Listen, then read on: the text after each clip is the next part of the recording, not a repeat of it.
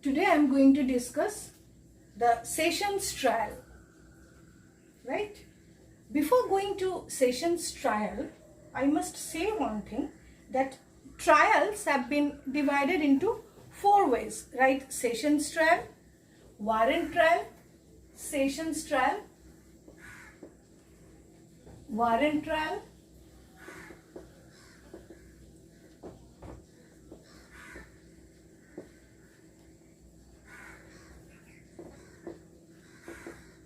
summons trial,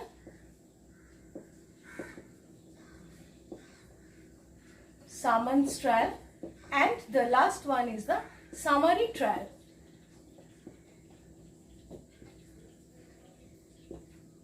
Now these trials are divided on the degree of punishment to be inflicted upon the accused on the nature of the offences committed by the accused, right? So today we will discuss only the first trial, that is the sessions trial. Sessions trial. This sessions trial covers from sections 225 to 235 of the CRPC. Now, generally, the offences punishable more than 10 years are being covered by sessions trial, right? And sessions trial can be done or can be initiated either by lodging F.I.R. or by filing a complaint before the magistrate. The F.I.R. should be lodged before the police authority and the complaint should be filed before the learned magistrate, right? Today we will discuss the sessions trial that has been lodged by the F.I.R. So first, F.I.R. must be lodged. F.I.R. lodged before the police. F.I.R. lodged before the police.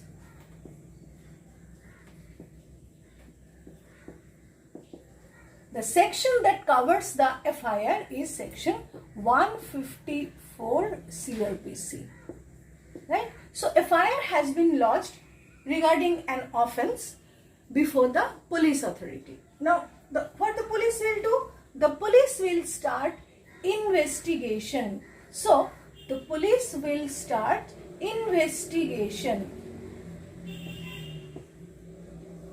Investigation of the offence.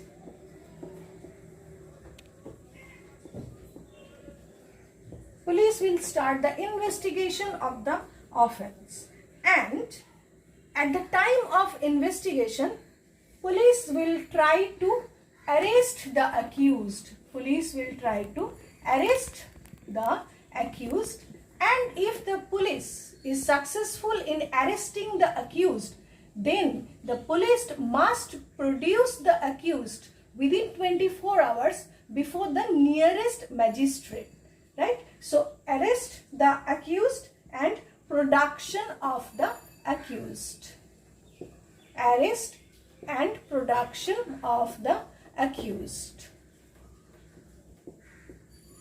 This is the duty of the police. Now, what the accused will do? The accused will apply for bail. And here, bail may or may not be granted by the magistrate, because it is the discretion of the court to grant bail. Now, investigation will be completed. So, completion of investigation. Completion of investigation. And after completion of the investigation, police will submit the charge sheet. Submission of charge sheet.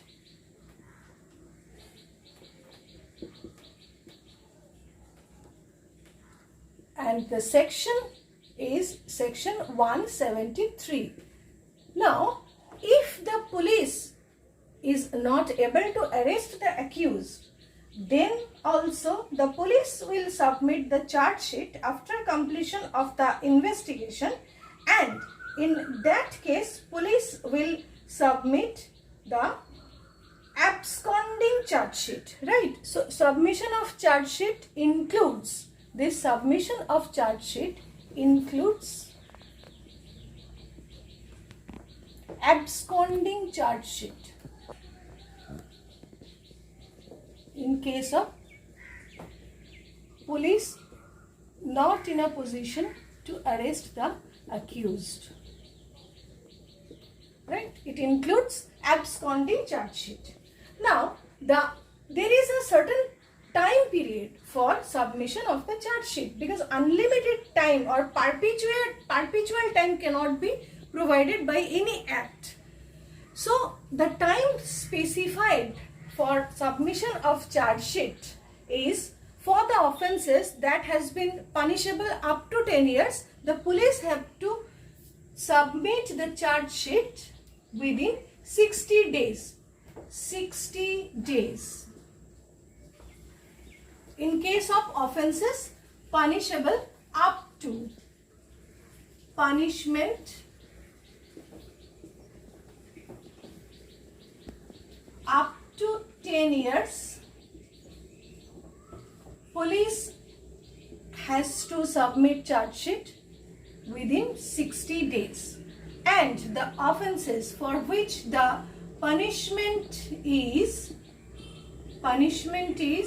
more than 10 years, the police has to submit the charge sheet within 90 days. And if the police fails to submit the charge sheet within the date specified in the act, then the accused has a right to get bail, which is called the statutory bail. The accused in these two cases will get statutory bail. Statutory bail.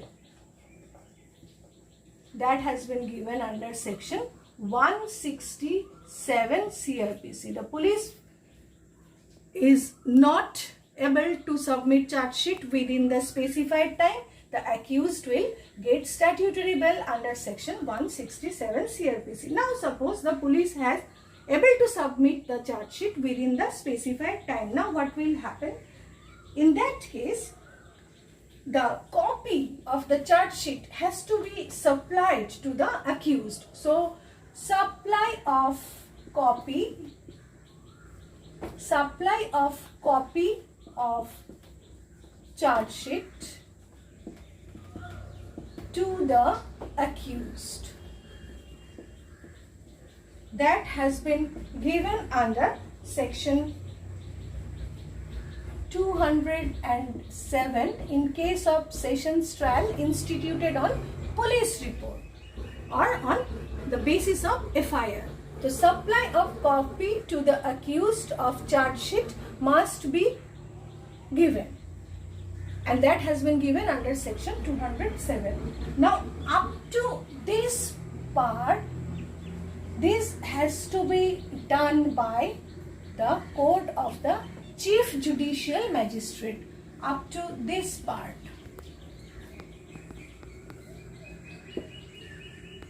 Chief Judicial Magistrate or Additional Chief Judicial Magistrate. Any criminal case has to be filed either before the court of the Chief Judicial Magistrate or before the court of the Additional Chief Judicial Magistrate. And when the Chief Judicial Magistrate or ACGM, they are going through the charge sheet and they find that the case is not being exclusively triable by them, they will transfer the case before the Court of Sessions. And this transfer of case before the Court of Sessions is called as committal proceeding. So, commit. So, the CGM or ACGM will commit the case to the sessions.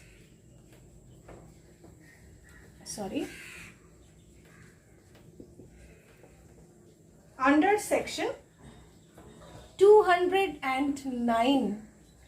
So, from here, the sessions trial starts. Right. Now, the sessions judge, what the sessions judge will do?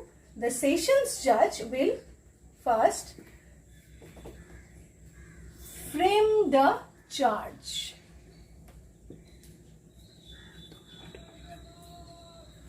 Framing of charge.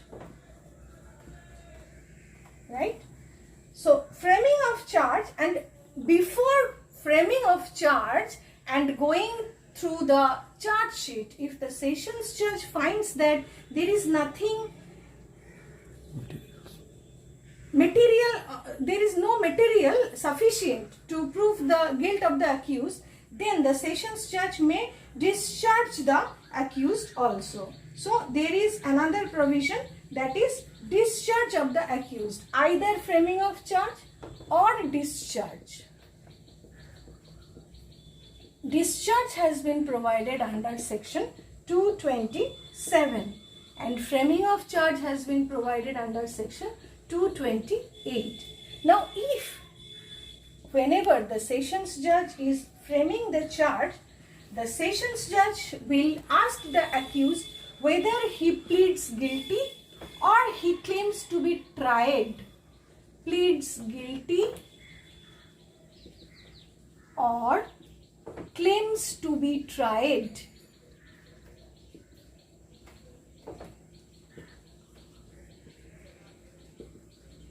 This is the duty of the sessions judge to ask the accused whether he pleads guilty or he claims to be tried. If the accused pleads guilty, then and there the sessions judge will pronounce the judgment, right? And this has been given under section 229 CRPC. But if the accused claims to be tried, then the charge will be framed and the evidence will start. So, now evidence of the prosecution will be started when the accused claims to be tried and he does not plead his innocence.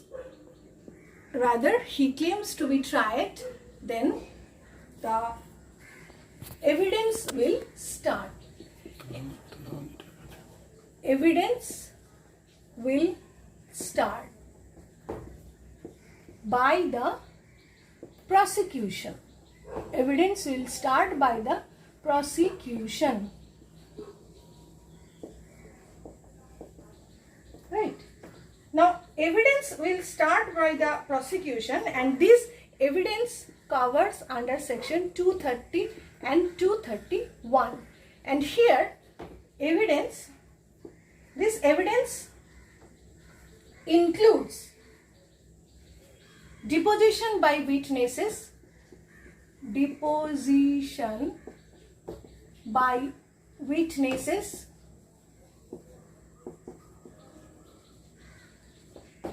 and testimony of documents,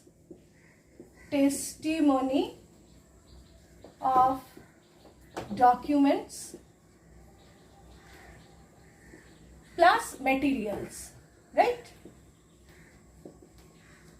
So this evidence includes deposition by witnesses and testimony of documents plus materials. Now, after the completion of the evidence by the prosecution, evidence closed. And if the judge finds that there is nothing material that can give punishment to the accused, and if the evidence is not produced by the prosecution, or the evidence produced by the prosecution is insufficient, or there are laches on the part of the prosecution, then judgment may be passed on acquittal by the court, right? So here judgment of acquittal may be passed. Judgment of acquittal may be passed under section 232. may be passed under section 232. The grounds are: number 1, evidence not produced, evidence not produced. Number 2, insufficient evidence. And third one, laches on the part of the prosecution. In these 3 cases, the court may pass judgment on acquittal, and that has been given under section 232 of the CRPC. Now, after closing of the evidence, there is a provision of 313. This is the section, right? Section 313. And this section gives power to the court to examine the accused. This section gives power to the court to examine the accused directly. Power to the court to examine accused directly. This is a very important section. After 313, if the defense wants to give any witness, then they are being allowed to give witnesses. So DW, if any, defense witness, if any. And this also to be closed. And after that, and this is the provision that has been provided under section 233. And after closing of defense witness, the argument will be done by both sides. Arguments by both sides. That has been given under section 234. Right? Arguments may be done either by the accused or by the prosecution or by themselves, because they can appear in person also, or by their respective lawyers, or by both. And the last one is the judgment that has been given under section 235. And in criminal procedure code, you will find judgment may be either acquittal or conviction. So friends, today after this, on my next video, I will discuss on warrant trial. Thank you very much.